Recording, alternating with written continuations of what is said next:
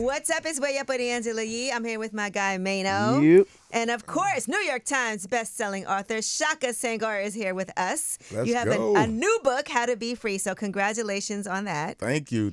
I'm super excited. 3 in 10 years is crazy. That is amazing, by the Thank way. you. On your list of goals of things that you wanted to accomplish, Absolutely. you have definitely been checking those things off the list. Yeah. I mean, it's just one of the things, one of my core practices is like writing down what I want to manifest in my life and then executing against what I write down.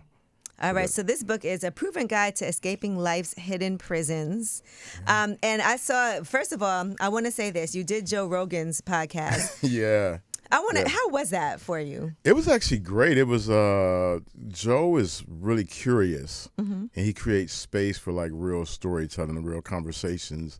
And it was like one of the most relaxed experiences I had. I thought going in it'd be a little more intense, but literally he was like super chill and we vibed for like 3 hours, so that was amazing. Because I remember you were doing it, so I searched like to see, and I saw that there were some people that, of course, there was some backlash. Because I think about different audiences, right, hearing your story for the first time. Because I feel like we know from when Oprah had you on. Yeah. We've heard from Righting My Wrongs, the book that you did a few years ago, where you tell your story. And I feel like, Joe Rogan's fans may not have all been privy to hearing that and knowing about your experience and being familiar.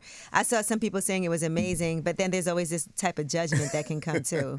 Yeah, I mean, the people in the comment section, it's kind of like I think I wrote this new book for them because they're trapped in their own hidden prisons of being haters and judgmental, like the snap judgment, right? So the comment section, I just told my wife and my sons, they have the comment section. I say that all the time. It's wild. Right. But, the way that I look at it is like anytime that people are coming at me, I always think about what is their real hurt? Like what's behind that? Why would they be coming at somebody like you? I mean, I think a lot of people get stuck in my old story, right? So I went to prison for 19 years, 7 years of solitary confinement. And over the last 15 years, I've had an incredible amount of success. And so people don't think that when you've made a poor decision, that you're actually deserving of any type of success, right? And so yeah. I don't mean to cut you off. So I'm feeling this, right? So I always say, because I did prison time myself. Yeah. I did 10 years, Yeah. 4 years solitary confinement. I feel like the way you start doesn't determine how you finish. Come on, talk that talk. Right? Yeah. So is this the same thing we're talking about? Absolutely. But I think people want us to be stuck there because they're really stuck in their own kind of hidden prison, go through right? that. Yeah. I go through that. I go through that all the time with people, with guys that's caught up in things that I may have done and things that I may have been involved in years ago. Yeah. And they so caught up in that they think that that's me. Yeah. And I mean, when you think about people, especially people that don't know you, right? And like, we have an opportunity. Either we give people agency and access to our lives, or we deny them entry. And so when I know that people are kind of stuck in that old story, it's really more a reflection of them than it is me because I've moved on with my life. You know what I'm saying? And like when I left physical prison, it was like I was already free, like mentally. You know what I mean? And so when I see those kind of moments where people are trapped, I'm like, that's their own narrative. That's why I say this book really their is. narrative. Yeah, and that's why I say this book is really for people like that. It's like it gives them an opportunity to really look into their lives and say, okay, well, what's holding me back to where I want to hold another human being I don't even know back. You know what I'm saying? Find fault in them. And then I always find that the people that do that the most are in like the worst situations. Like, that's their own directed. Right. I do find that when people like come at you like that, it's because a lot of times that's like a self-reflection on things about themselves that they're unhappy with. Or sometimes I think when people are in that space, they don't want anyone else to be thriving. Or see that in other people. When I was reading this book and then I watched the Young Thug interview that he did with Big Bank, right? This is all happening like around the same time because I got my copy of the book and then that interview dropped. And I was thinking about Young Thug talking about his early life and what shaped him into who he is today and like a lot of experiences that he had to have, as far as people close to him getting killed. And you talk about your brother's murder in this book, as well, and the emotions that you went through after that. And I was just thinking there was a lot of things we didn't know about him. and maybe things that he has not yet even figured out how he could heal from those things too. And I saw that in a lot of times we talk to people and we don't know their stories, like what got them to where they are right now to make these types of decisions, you know? Yeah, it's one of the reasons that I continue to write and continue to share stories, because I think that part is important. You know, we look at these artists and we formulate an opinion based on their art, not based on their real lives. And they're partially responsible for that as well, because what you communicate to the world can oftentimes dictate how people perceive you or grow to know who you are. And especially, you know, you're thinking about Young Thug and all the things that's going on with these different allegations, the leaks from the phone. And what I talk to young people, what I always say is just like, you know, you have to own your own narrative. Otherwise, the world will try to tell you who you are. And what I've realized is that the reason so many don't own their own narrative, because they don't even recognize the way that these hidden prisons show up in their lives, like trauma. So when I was writing about my brother was murdered in 2021. I come home, you know, I'm the one of the resourceful ones in the family. I'm coming being a responsible son, make this path as easy as possible for my stepmom, for my dad. And I was sitting there and I was watching my mother go through this grieving process, and I started feeling this overwhelming sense of guilt. And so I couldn't even fully grieve for my brother, because what I realized in that moment, I made somebody else's mother feel like that. And so that was my hidden prison, was that I couldn't really grieve. And what I ended up doing is I ended up writing a letter to the person responsible for murdering my brother. And through that process of just exercising that emotion, I started to kind of free myself up and develop this deep sense of gratitude for the experience I had with my brother. So that's how I kind of navigated, and that was the unlock for me, was gratitude is how I navigated grief. And you know, people talk about forgiveness a lot because you wrote that letter, right? Yeah. And sometimes people are like, how could you forgive somebody who did something like that? But I listened to you on Oprah, and you talked about the forgiveness that you received. And a lot of times we want forgiveness from people and we appreciate that. But then when it's time for us to turn around and forgive somebody, that's a hard thing to do. Absolutely, and I think one of the things is when you say that you believe something, the universe is definitely going to test that belief. And in the book, one of the things that I talk about is I received a letter from the guy who shot me.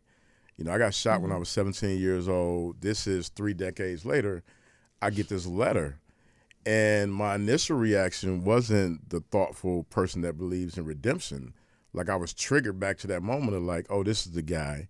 And one of the things that I didn't realize was that the thing that had me really angry was that I had never saw this guy's face. Like, our exchange was a quick little word exchange, and, you know, he shot multiple times, hit me 3 times. So for all these years, I subconsciously have been carrying this kind of mystery person around. Right. Like, I kind of knew the name, I knew some affiliations, but I never saw his face. And so when I got the letter, he's in prison now. He's actually been in prison. He was in prison like after he shot me, he killed somebody. And so he ended up in prison like right before I ended up in prison, but we never was at the same prison. So when I got the letter, I'm like, I'm really respected in prison. It don't take much for me to just Make be a like, call. yo, I'm gonna put $1,000 on your book, take care, dude, right?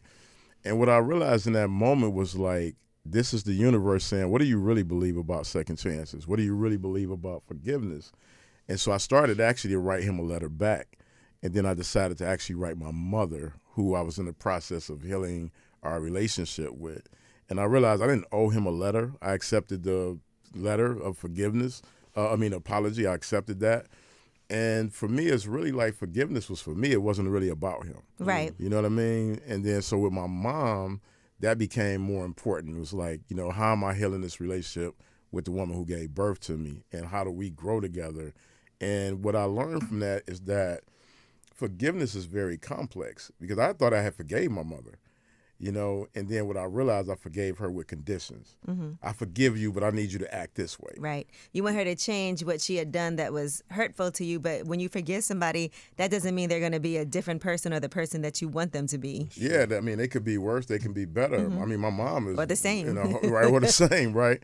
But it's really about, like, how do we shape it within ourselves, right? And that's the hidden part of it, because sometimes we think that, oh, I forgave you, but then you do one thing that I dislike, and now I take 15 steps back, right? Yeah. One question. The guy that wrote you the letter that shot you, he was apologetic in his letter? Yeah. Because what happened is he came across my book. Another brother was reading one of my books in there, and he started reading the book, and he was like, "Oh, I exactly know this story. I'm the guy who pulled that trigger." I never knew. I wouldn't even have wrote his name even if I did, but I never knew the guy. I just talked about how that shaped how I thought about life. And so after I got shot, I just started carrying a gun every day, and then 14 months later, I shot somebody, right? And so he got the book and he read it, and he was like, "Oh, I want to apologize to this guy," And I thought it was courageous of him not only to be in a state of maturity to think about how do I apologize to somebody else, but like his safety could have potentially been compromised, and for him to do that, I was like, I got to respect that if nothing else. Yeah, it's not doing anything for him. To have done that. And your mom, for 17 years, she didn't come and see you. While you were locked up. What was her reason for that? And I hear a lot of times people feel like when they go to prison that they're forgotten about. People are moving on with their lives, and then when you come home, sometimes people feel like, well, I'm home now. This person didn't look out for me. That I don't feel no responsibility to all the people who forgot about me while I was locked up. Yeah, I mean, I used to feel like that. The early parts of my incarceration, I was very angry at my family. I was very disappointed. I felt abandoned by my friends. It's one of the things I tell the young guys when they're out in the streets, like, it's all good until them handcuffs go on. And I can guarantee you within 60 days, almost everybody's gone, right? And you may be lucky to have a grandma or an aunt or a pops. Like my dad kind of rolled out the whole 19 years. That's good. Mano had a lot of women. I mean, you lucky. If you got anybody, you're fortunate. As opposed to all the different women that were coming to see him. I was very fortunate. But that's different from like the guys you grew up on the block with. Right. The people that you think are your family. Yeah, I had people step in that you wouldn't even thought they would have been the ones, but the people who you think will be there, they're the first ones to slide off. And so with my mom, when she finally did come to see me, some of it was just like very logistical. I was a lot of times I was locked far away. You know what I mean? That's always an issue. Yeah, she's like, I don't drive on the highway by myself, and so it was all those things. But for me, I was like, I didn't want to come home. Like I talk about in the book is that I was incarcerated before I ever went to prison, because mentally I had bought into this idea that my life can only have two outcomes. You're going to be dead in jail before you're 21. That's right. And so I lived based on that narrative. But I was free way before I got out. I was free before I even knew if I was ever getting out of prison, because I had unlocked something in my mind that was like, no matter what the circumstances are, here's the kind of man I'm going to be. Here's the kind of person that I'm going to be, even within this environment, whether I get out or not. And so part of that was I had to free myself from this anger. People see my story now and it's like, oh, this must have been like a model prisoner. I'm like, I was wilding it the first 8 years. I'm like 36 misconducts, new case, 7 years in solitary confinement. But when I got to that place where I was like, I want to produce different outcomes, giving up that anger was one of them. And in order to give that up, I had to look at who am I all angry at. How did you do that? Because I say things like, not giving a fuck is freedom, meaning caring less of what people think of you, not worrying about the opinions of others. That's freedom, right? Living your ultimate, who you are, no matter what that looks like, no matter what that looks like to other people, that's freedom. Absolutely. So how did you get away from the anger? Yeah, for me, it was like recognizing. So I had this idea that I was like, the kid who wasn't angry, right? Because all my friends' moms be like, oh, you're so mannerable, you're so thoughtful. Right. But they never saw the other side. Yeah. You know what I'm saying? And so I had kind of bought into the idea that I only get active when somebody has done something offensive, right? But in reality, I realized that I had hurt a lot of people. You know what I mean? And that I was really this angry kid. And what happened was I started journaling. And it's what I call active journaling, right? And I really talk about it in the book, because sometimes people are like, oh, you just write a thing down. It's like, no, you write it down so you can be clear about it. But then what are the action steps you're going to take to heal from it? And for me, I would write when I was in solitary, whenever I would like find myself like really, really angry, like my neighbor blew the power out one time. I'm literally writing in my journal like, yo, when I get out, I'm a shank dog, I'm on blah, him, blah, yeah. you know what I mean? But then I would go back and read it because that was the active part. Like, don't just write it, but go back and read it when you're not angry.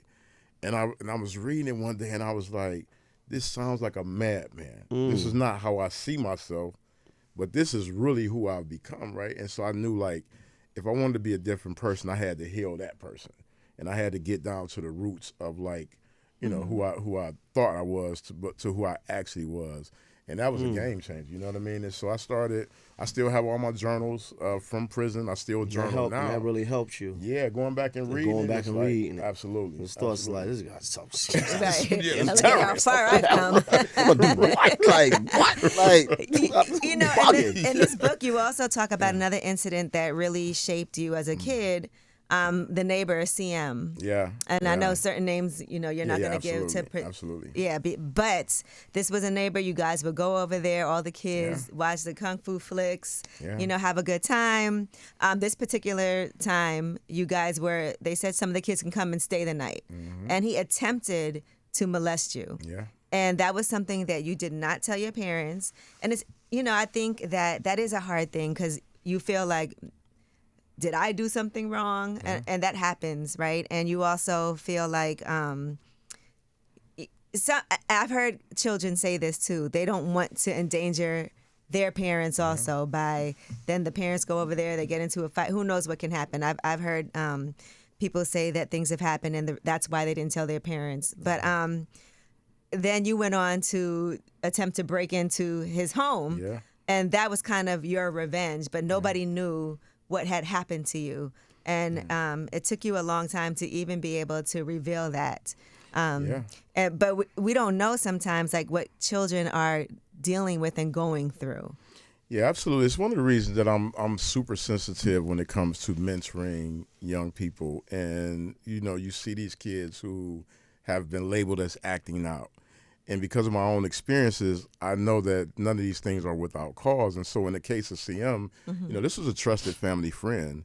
And, you know, this guy attempted to molest me. And you know, as a result of that, I literally broke into his house. And, like, in my mind, I'm like, we're going to steal all this stuff. We're going to destroy it. And I ended up getting caught. And when I got caught, you know, my parents was like, we didn't raise you like this. And why would you do this? And so they were really upset. But the thing is, they had never created space for us to tell the full truth. Right. And so as a kid, you have something that violation of trust, and you internalize that. And it's one of the things, like, when I talk about why I wrote this book, I've met so many people who have internalized the behaviors of others, whether it's childhood trauma, whether it's assault, whether it's violence. You take on that identity. That's where negative self-talk comes from.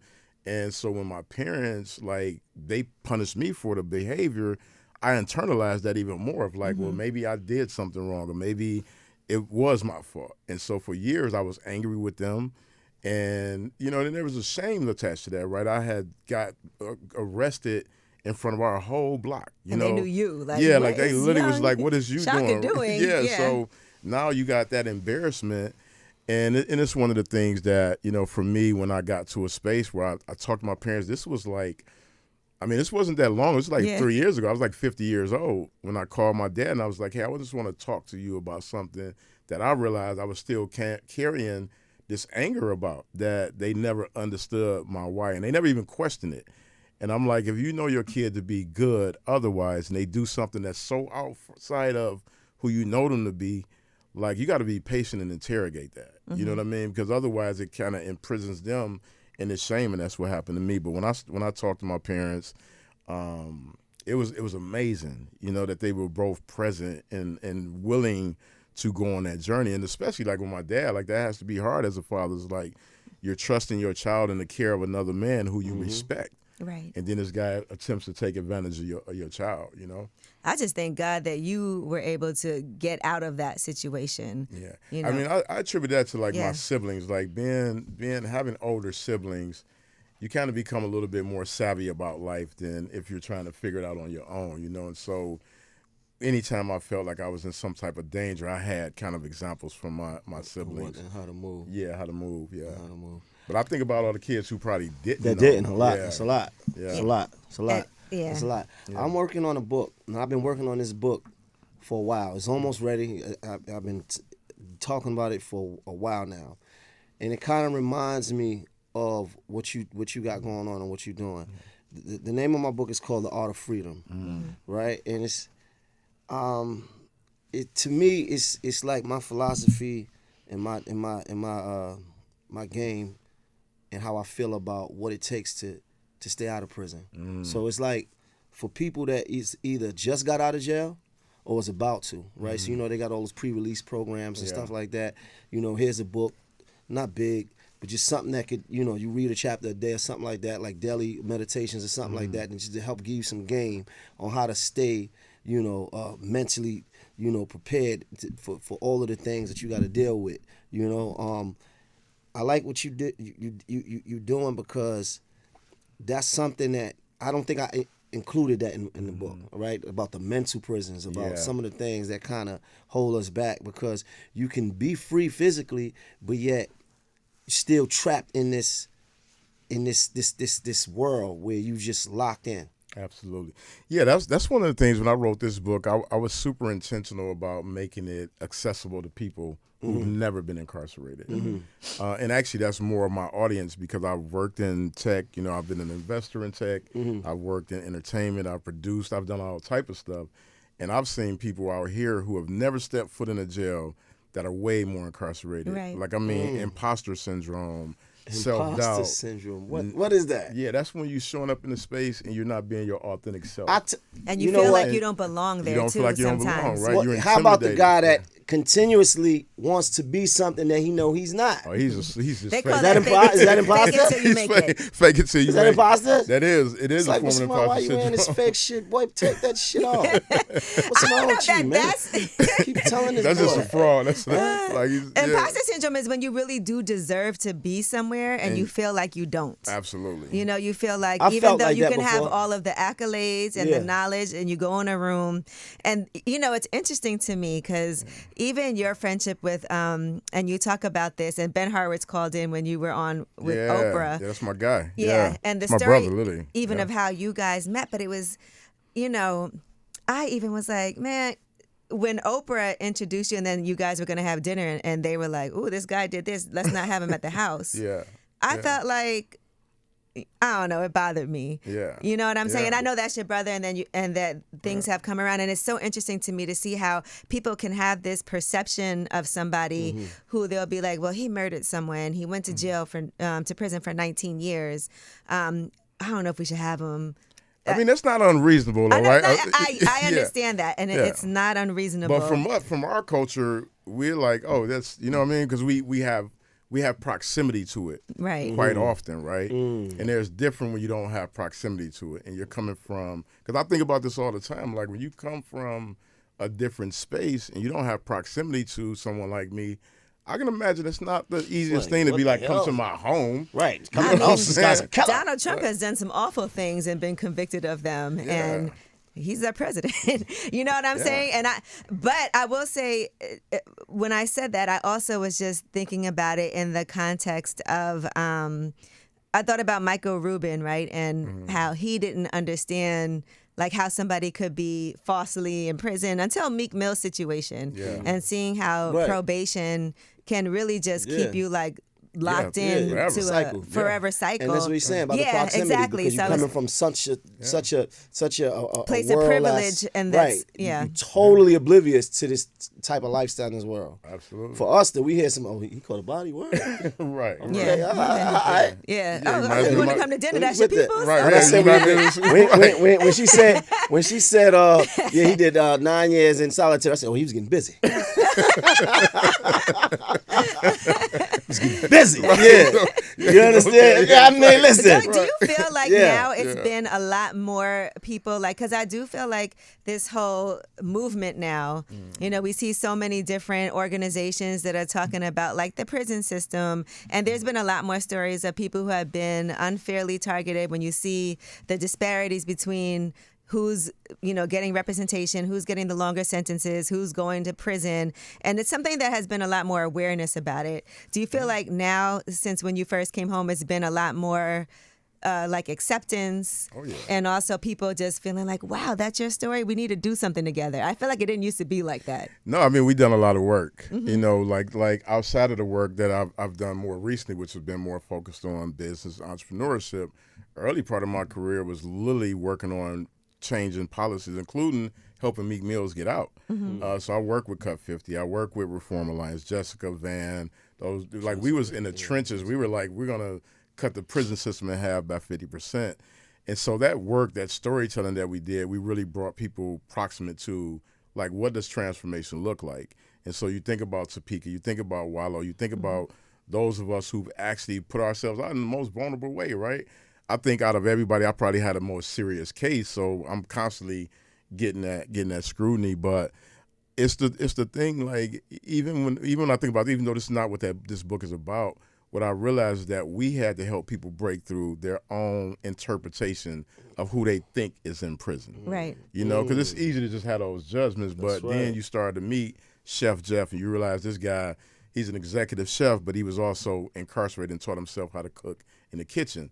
And so being able to share those stories, like, that's what really kind of shifted the narrative. And now, you know, but there's a downside to that too, because not everybody who comes out of prison is going to be Shaka or Wallow or Mano or Topeka, right? Because you have to separate our talent from our actual background. You know what I mean? Like, I'm actually really talented, so I'm on book 3. Not because I was in prison, you know what I mean? Right. So Right. sometimes Just went to prison doesn't give right. you Like Topeka's really talented. Yeah. She just happened to have been in prison. Wallow's really talented. Right. They just happen to be in prison. And so we have to really separate that part, because everybody think the next person coming out is going to be the next so-and-so. And it's like, I've been writing for 25 years. Right. You know, I wrote my first journal 25 years ago when I was transforming my life.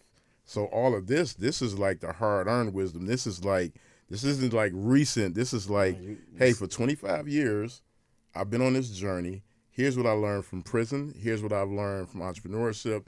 Here's what I learned from investing. And here's what I've learned in corporate. And everybody has a hidden prison, but every prison has a door. Right. Ooh. You know, this writing, I think like this. the talent that you have with that. Now, there's one part of the book where you talk about writing a letter to the warden. Yeah. Which I was like, who would even think to do such a thing? But you wanted to see if you could get out of solitary, but you also wanted to say, look, I did everything I said I was going to do, and those were the bad things, you know. Yeah. But now I'm saying, instead of the negative things that I want to do, I want you to believe that I'm going to be able to do these positive things. You said, if truth is what matters most in our dialogue, I encourage you to reflect on what I'm about to propose. Should you, on the off chance, allow me to re-enter general population, I give you my word that for the remainder of my incarceration, I will dedicate myself solely to nurturing my writing talent and mentoring the young guys on the yard. Gifts I discovered in this place and wish to share with prisoners and then the world. That's amazing. Did that work? Yeah, absolutely. That worked? It was the only time the warden. It was the only time the warden ever wrote me back. Because when I was reading it, I said, "Yeah, they're not letting me." That worked. But here's the thing: I was reading all this philosophy, right? Right. And I was like, okay, if the truth is what matter, like I told you when I came into prison, I'm never following the rules. Here's the proof of that. I got 35 misconducts. Only thing that matters is, am I a man of my word? Right. Clearly, I'm a man of my word. So if you believe me in the negative, can you believe me in the positive? And you should be able to. Yeah. and He said, I really- thought to myself, this philosophical shit really works. Yo, he advocated for me to And get out. you had 9 in there already. Yeah, so at that time I had been in solitary about 2.5, Right. and I had been in prison about 10.5. Right. And then but it still took some time for me to get out. But he advocated for me for the next couple of years. That's and- amazing. Yeah. And then I got out. I was a man of my word. I literally focused on writing. I wrote a total of 6 books before I got out of prison. I started off writing fiction, and I mentored the young men on the block. Like a lot of those guys, they even look up to me to this day. And I go back inside. I was like on Rikers Island yesterday. I kicked the saw book that. tour. Yeah, we kicked the book tour off. And you're on Rikers. donating books for the prisons. So we've donated books to 1,300 prisons, which comes around to almost 1 million people who are incarcerated. And so they got the book before the rest of the world because their life is a metaphor. And I wanted to make sure that people That's who what I wanna are do. incarcerated, I wanna do that. You better sign to Shaka's publishing company. That's what I want to do. But even when Shaka came home and had the book, he had to push those books himself on the streets. Yeah, I was really out the trunk with it. Build it up, self-made. Yeah. I started off hustling books all around Detroit, parks, gentleman clubs, you name it, I was there. Wow. And eventually, gentleman clubs. No, I used to be there every Saturday. You at Starlet's partying. You could have been. I used to go to day shift. Day shift in Detroit is a whole vibe.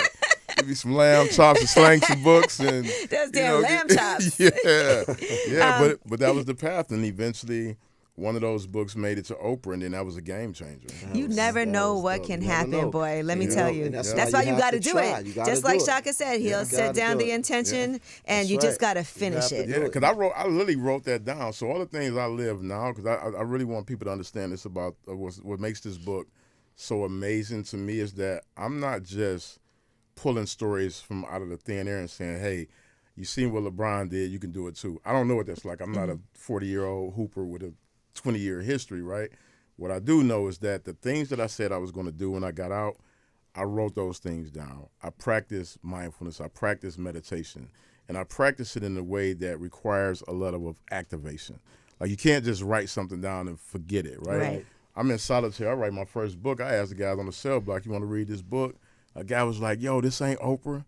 I have that right here. Got it, yes. What? I think that is so ironic. Yeah. You said, does anyone want to read this book I just wrote? Someone down the tier responded back, don't nobody want to read that shit. This ain't Oprah. And look at that. Next thing you know, you said, I'm going to write something worthy of Oprah. Absolutely. Herself taking the time out to read it. Who would have ever thunk it? Yeah. I mean, I was in solitary, so I couldn't get active. So I'm like, okay, what can I do? And I'm like, okay, well, actually, this guy just gave me a goal. Like, I want to write. I don't want to just be a good writer for someone who's been in prison. I want to be one of the best in the world. And what's the better measurement is if Oprah read it, you rise to that level. And so now she's on book number 3, which should tell you a lot about. I got Joe Rogan over here and Oprah over here. So it's a testament to the writing. I got my peeps, Angela.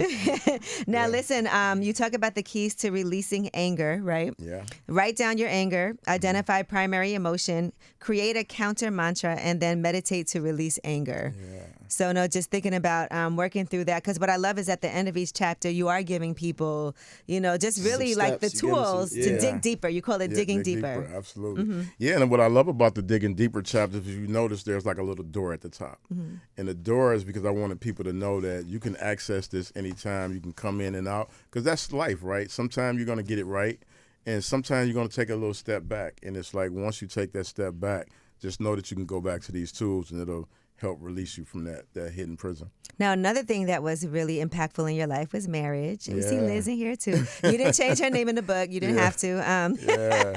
Now, one thing you were gifted was mirrors, right? And the elder who gifted the mirror said to you, in marriage, you become a mirror to your partner. What you reflect is what you will receive in return. If you reflect love, patience, or understanding, you will get that back. But if you reflect anger, resentment, or indifference, that, too, will come back to you. A happy marriage is built not just on love, but on the reflections you choose to create every day. And you talk about love being an active choice. Yeah, absolutely. And it's marital love, but it's also self-love. And it's also relational love and friendship. And all those things are like really the primary drivers in life to me personally. It's like, how am I showing up in love? How am I showing up in love with my wife? How am I showing up in love as a father? How am I showing up in love as a friend?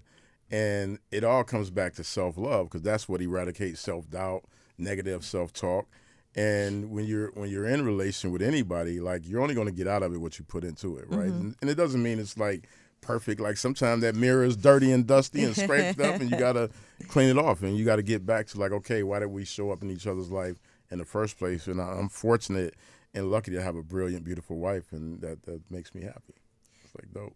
Man, I just am blown away by all the work that you've been doing. Every single, it's really dope. I've read 3 of your books at this point. Yeah. The letters to your sons also, which was amazing for you, for us to be able to read. Maina, you have a son, you have a daughter. That's right. Do you ever write? Like, when is the last time you've written anything? Because I do think that writing is a really purposeful, different type of You mean like writing practice. letters to them? Yeah. No, never. Other than Texas. Yeah.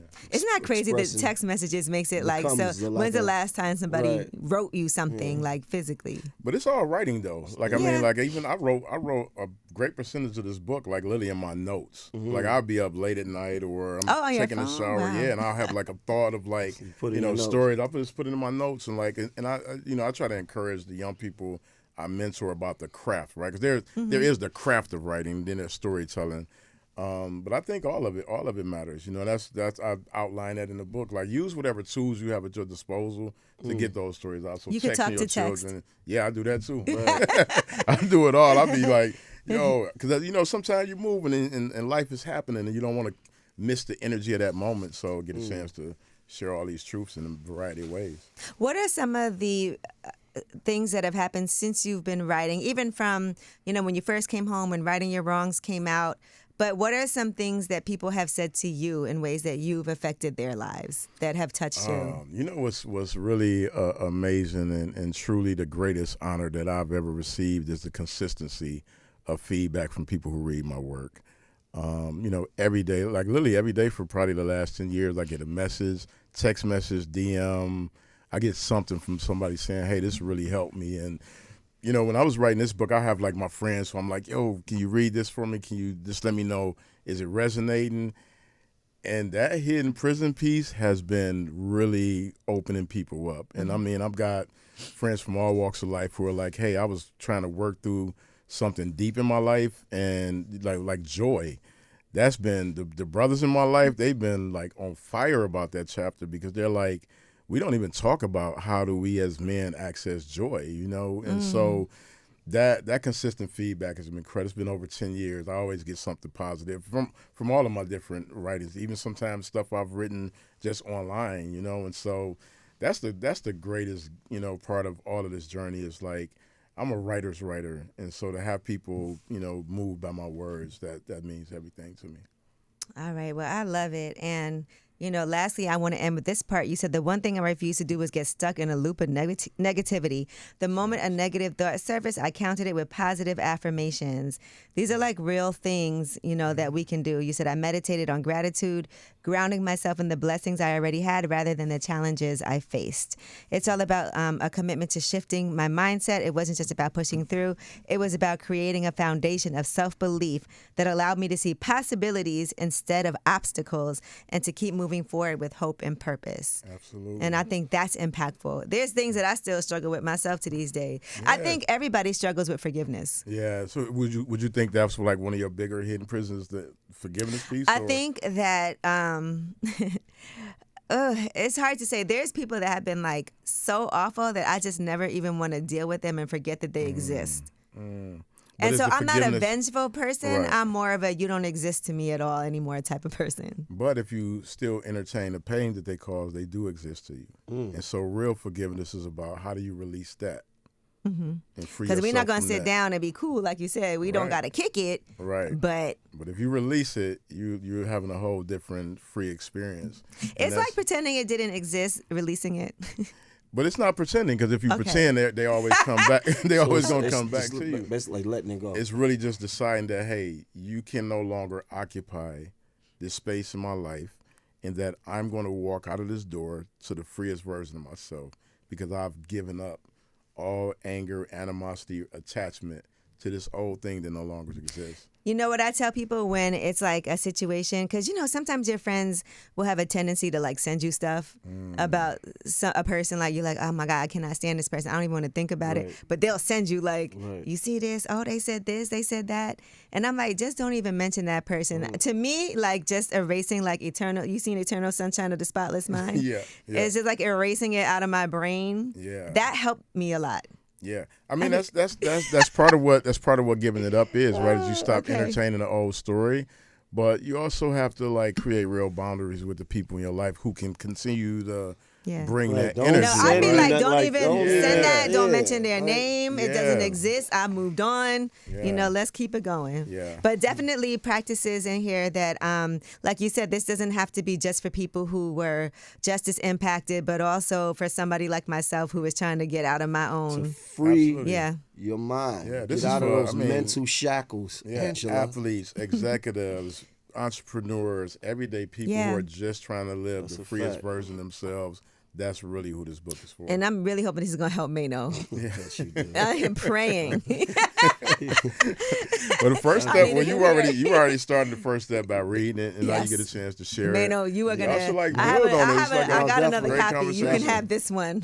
No, definitely. All right. Well, Shaka, thank you so much for joining us. I really appreciate you. So much for having me. And I know you're love and respect. all over on tour, so people can check you out, right? Pull up on me. Detroit, I'm coming. Atlanta, all over LA, you name it, I'm there. So I'm super excited to be out there. I gotta pull up somewhere because Detroit. That's where you be there anyway. Come pull up in Detroit. I know I'm not gonna. I wanted to come, but I can't because I'll be traveling when you're in Detroit. Okay, but I was LA, like, we'll figure it out. We're gonna figure it out, please. And we're gonna relaunch probably at the top of the year too. So we're going in. Like, this work is so important to me, and I really want as many people in the world to have access to it as possible. So I'm gonna do a second tour just to make sure that I'm touching the people and really sharing these truths in this book. So all right, come back and see us. Let's see what you already know I'm back. What type of meditation Mano's been doing.